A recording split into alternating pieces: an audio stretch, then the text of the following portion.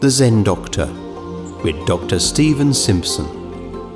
Hi, my name is Dr Stephen Simpson and a very warm welcome to episode 4.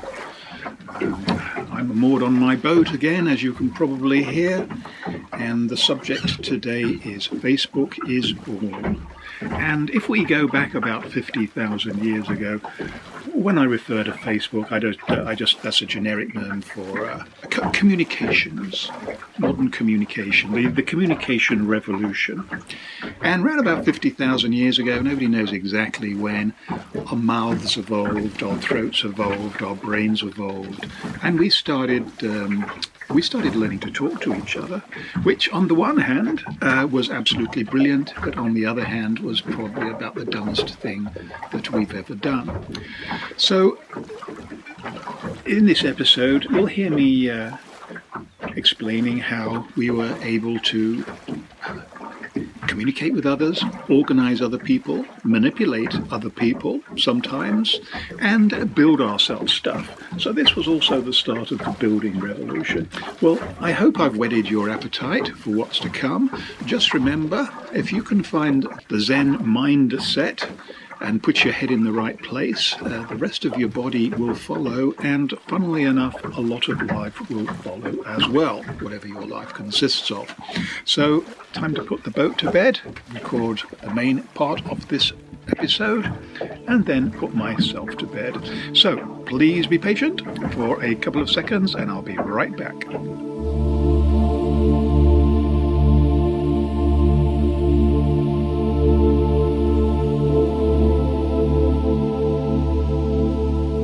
In episode 3, I explained why I thought our ancestors made a huge mistake when they learned how to talk. Perhaps I was being too harsh. Perhaps their mistake was that they used the power of talk to manipulate others for their own good instead of the good of others. The silky tongues got richer and the grunters got poorer. Nothing changes much, does it? When we learn to talk, we quickly recognize that another person does have some value to us. It might not be very much, but sometimes a little can go a long way. We also learnt a bit about social etiquette by trying out different approaches. One of the first things that we discovered was not to ask direct questions like, "Where's the nearest beehive with the sweetest honey?" We soon learnt that a better approach is to say something like this. "Good morning, sir. How nice to see you, and I hope your day is going well. Is there anything I can help you with at the moment? Please excuse me, I just had another thought. I don't suppose by any chance you found a honey pot on your travels, have you? Oh, thank you so much. It's been a pleasure meeting you, and I hope we meet again soon. Have a nice day." The talking experiments didn't end here. Sooner or later, somebody found that it's not the words that one uses that are important, but the way they are used. This changed the world again and could be the subject of every episode, but it won't be.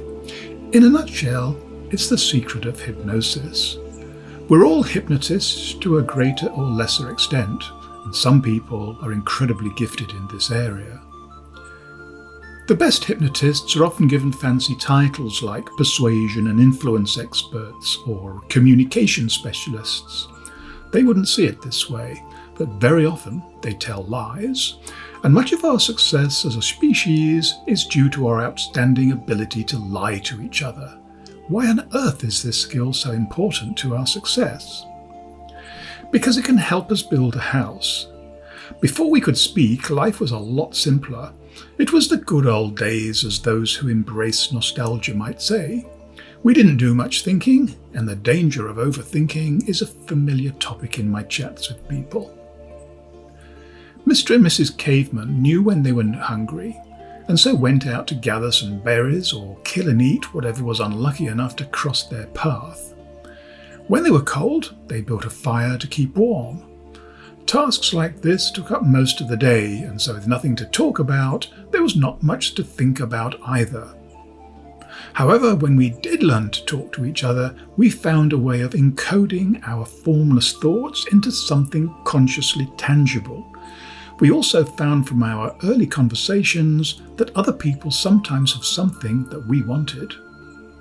This is an imaginary conversation taken from history soon after we learnt to talk, about 50,000 years ago. Richard was one of history's first leaders, and this is his story. Bob was good at building stuff. We didn't like him very much because he had some nasty habits, but we made allowances for it. Bob was also not very generous and turned down our first request for him to build us a nice house like he has, only a bit bigger. To tell you the truth, we were tempted to kill him, but fortunately we saw the big picture and came up with a cunning plan. We cut a deal. If Bob built our house, we would treat his tropical leg ulcers. We felt it better not to share with him the truth that we didn't have a clue where to start with his ulcers. We just made some mud, smeared it on his leg, told him it would take some time for his ulcers to heal, and he just had to be patient. We also said that exercise would be good for him, particularly climbing up and down ladders, building houses. Because we used our best hypnotic voice, Bob reluctantly agreed, and a few weeks later the house was built. It wasn't exactly what we planned, but it was good enough. It's never been easy to find a good builder. My growing family felt quite smug as we sat on our veranda drinking our fortified honey. We felt overall that our experiment with Bob had worked quite nicely. Unfortunately, though, Bob was not the easiest person to work with, and a bit of a moaner. He was still banging on about his ulcers. He didn't like my explanation that the recovery was slower than anticipated because he was a negative thinker and a bad person. I reassured him in my best hypnotic voice he just needed to focus on cleaning up his aura, being a better person, and his ulcers would surely heal.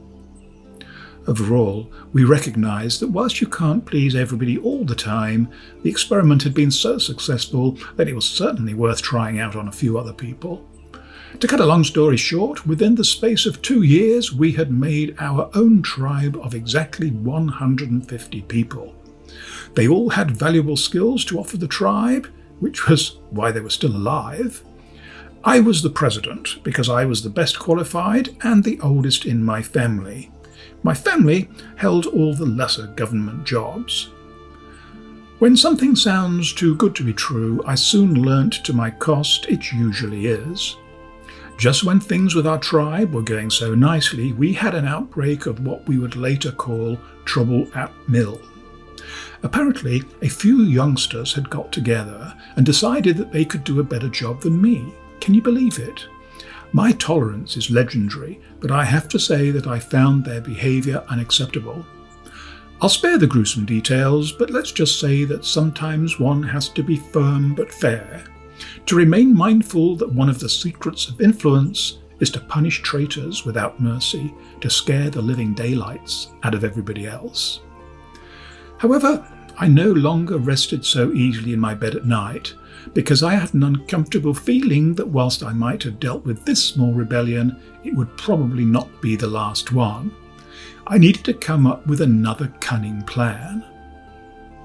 So this is where we leave Richard to his overthinking, worrying and scheming. I wonder what his next cunning plan will look like. Well, we'll find out next week. In the meantime, stay well and spend some of your precious time indulging in your favourite Zen activity. Think a bit more, talk a bit less maybe. May the flow go with you. Goodbye for now. If you have enjoyed the Zen Doctor with Dr. Stephen Simpson, then why not hit the subscribe button? The music, The Soul of the Shaman, was specially composed for the Zen Doctor. To find out more, go to drstephensimpson.com.